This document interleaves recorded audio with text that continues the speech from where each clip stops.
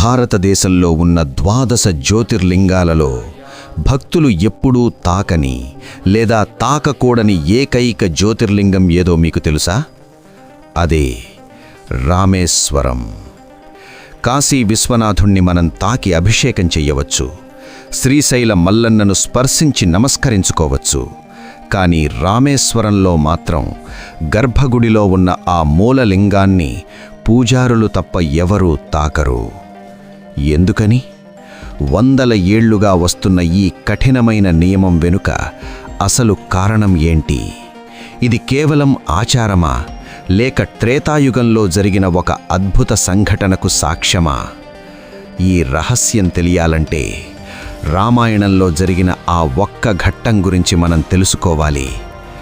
Video చివరి వరకు చూడండి. కారణం తెలిస్తే మీరు ఆశ్చర్యపోతారు. యుద్ధం ముగిసింది. లంకలో రావణాసురుణ్ణి వధించిన తరువాత శ్రీరాముడు సముద్ర తీరానికి చేరుకున్నాడు. అధర్మాన్ని గెలిచానని ఆనందం ఉన్నా రాముడి మనసులో ఒక తెలియని ఆవేదన, బరువు ఉండిపోయింది. ఎందుకంటే రావణుడు రాక్షసుడే కావచ్చు, కానీ అతడు గొప్ప శివభక్తుడు, వేదాలు చదివిన బ్రాహ్మణుడు.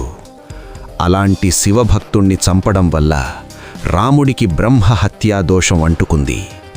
ఆ దోషం నుండి విముక్తి పొందాలంటే సాక్షాత్తు ఆ పరమశివుణ్ణి పూజించడం ఒక్కటే మార్గమని రాముడి భావించాడు.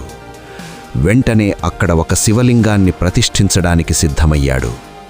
కైలాసం నుండి ఒక పవిత్రమైన ఆత్మలింగాన్ని తీసుకురమ్మని హనుమంతుణ్ణి పంపించాడు. కానీ పూజకు నిర్ణయించిన సుముహూర్తం దగ్గర పడుతోంది. హనుమంతుడింకా రాలేదు. సూర్యుడు అస్తమిస్తున్నాడు. ముహూర్తం దాటిపోతే ఆ దోష నివారణ పూజ అసంపూర్ణమవుతుంది. అప్పుడు సీతాదేవి ఒక నిర్ణయం తీసుకుంది. ఆమె సముద్రపు అలల మధ్య ఉన్న ఆ తడి ఇసుకను తన చేతులతో తీసుకుంది.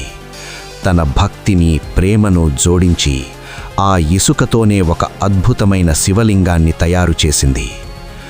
ఆ ఇసుక లింగానికే శ్రీరాముడు స్వయంగా ప్రాణ ప్రతిష్ఠ చేశాడు.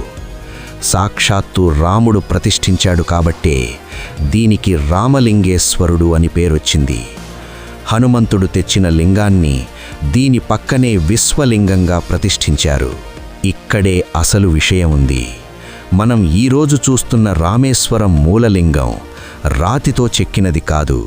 అది సీతాదేవి చేతులతో చేసిన సైకత లింగం, అంటే ఇసుకతో చేసిన లింగం. ఇసుకతో చేసింది కాబట్టి అది చాలా సున్నితంగా, అంటే డెలికేట్గా ఉంటుంది.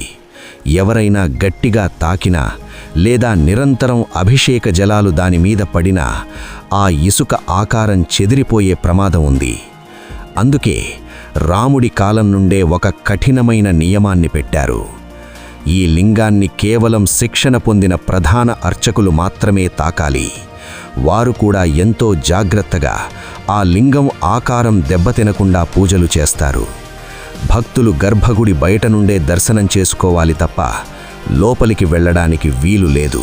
ఇది భక్తులను దూరం పెట్టడానికి చేసిన నియమం కాదు.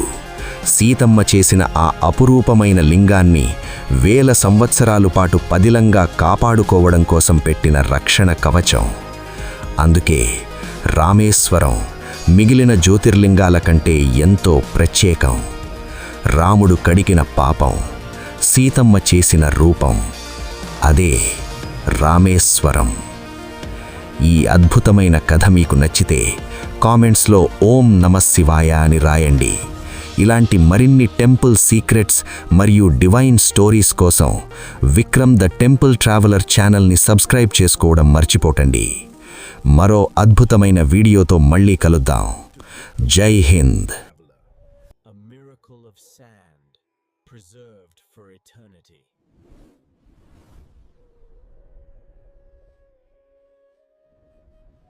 A miracle of sand preserved for eternity.